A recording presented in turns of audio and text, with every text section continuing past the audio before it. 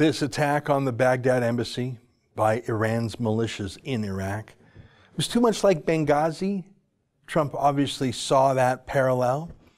He wasn't about to let his domestic political opponents dunk on him. Look at that tweet, the anti-Benghazi. He immediately dispatched Marines from Kuwait who came in to reinforce the embassy and secured it without any loss of life. But still, the attack was done on the embassy. Iran-backed militias did try to storm the embassy. The fact that they failed goes to the damage done, but not to the moral and legal and political and military offense. Iran's militias in Iraq tried to storm the U.S. embassy on Donald Trump's watch. Yeah, no, they got the wrong guy, don't you think? On New Year's Eve, he said Iran would pay. This is not a warning, it is a threat, he said. And 48 hours later, indeed, they did pay in a precision airstrike. Qasem Soleimani, the number 2 man in Iran, the head of their military and terrorist forces, was killed. In Iraq, I should say, in Baghdad. He was going and coming into Iraq as he pleased because he was colonizing Iraq on behalf of Iran. It was shocking to the world that had gotten used to America being disrespected and treated as a doormat for nearly 50 years. Benghazi, even the Tehran embassy in the 1970s. People were just used to America taking it. Of course, the attack on the embassy in Baghdad on the 31st was an act of war. Just like, of course, seizing U.S. forces in the Persian Gulf was an act of war. No one expected America to defend itself, though, because they still needed to learn a little bit more about Donald Trump, I guess. He wasn't quite like the others. The deep state, the anti-American media, they were all shocked that Trump shot back. They were outraged, but why? Trump wasn't invading Iran, certainly not in a ground war as Bush did in Afghanistan and Iraq. Trump wasn't going to spend thousands of American lives doing what? Trying to turn Afghanistan into Switzerland, as Joel Pollak joked yesterday. Trump just decapitated a very bad man.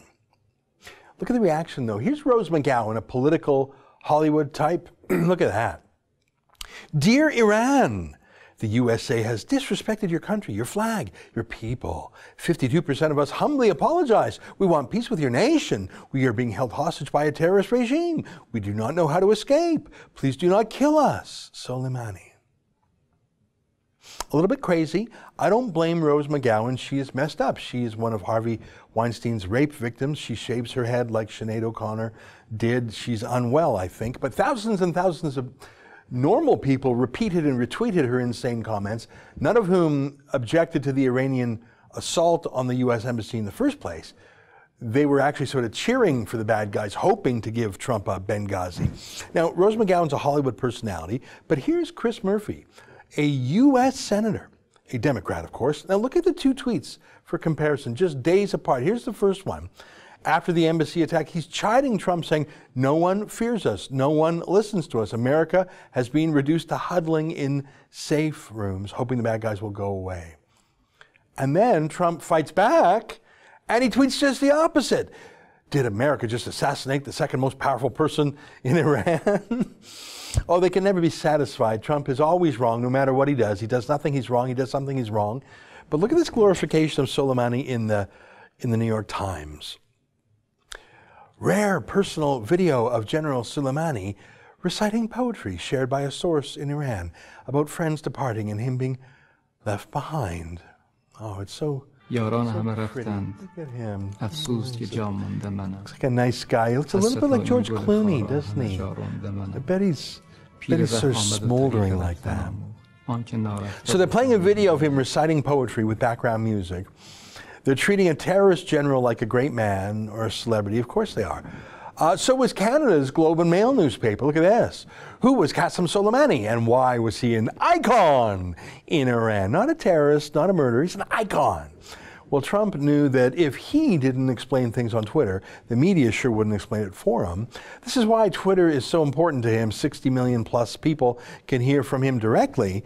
not the media who love our enemies. So here's what Trump said. He said, General Qasem Soleimani has killed or badly wounded thousands of Americans over an extended period of time and was plotting to kill many more, but got caught. He was directly and indirectly responsible for the death of millions of people, including the recent large number of protesters killed in Iran itself. While Iran will never be able to properly admit it, Soleimani was both hated and feared within the country. They're not nearly as saddened as the leaders will let the outside world believe. He should have been taken out many years ago.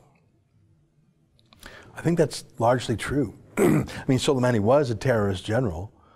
How can you not smile when you see other terrorist generals of the dictatorship of Iran literally crying today? Look at that guy. You'd need a heart of stone not to be pleased to see his tears, given how many people Soleimani had murdered, including hundreds of Americans, but of course thousands of Iranians. That's an excerpt from the Ezra Levant Show, which is a show I do every day.